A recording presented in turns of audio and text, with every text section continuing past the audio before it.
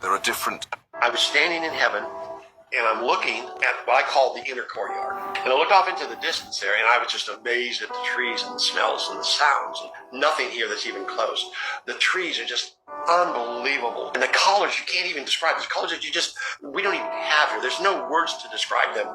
Every tree, every plant, every flower, every blade of grass, all gives off a little, what I call like a little melodic hum. And they all come together and blend to make this beautiful melodic, I'm not going to call it a song, music that's like praising Jesus. The river of life flows down through the inner courtyard, and it goes up to where Jesus' throne, you can call that, is up there. And the water that flows through the river of life goes everywhere.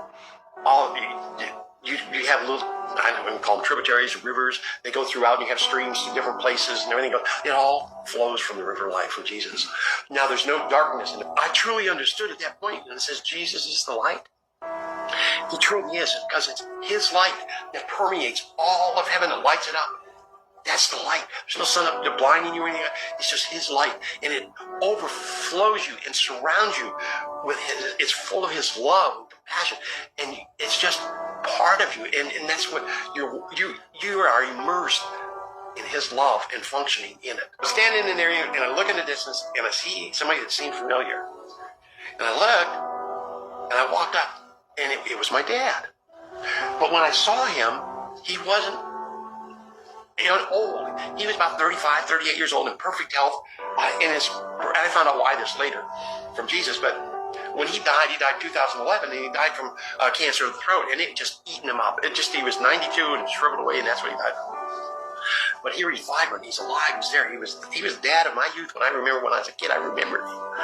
And I walked up, and I'm still kind of questioning, because I'm not in heaven, a citizen. I mean, I've not been full admittance, but that's because Jesus knew I was coming back. That's also why he had to teach me, because when you get to heaven, you will instantly know everything that he taught me. Okay? But because I wasn't there, I didn't instantly get a full download, because there's a lot he didn't teach me too and show me, which we'll experience when we get there. But I said, Dad. And he goes, yes.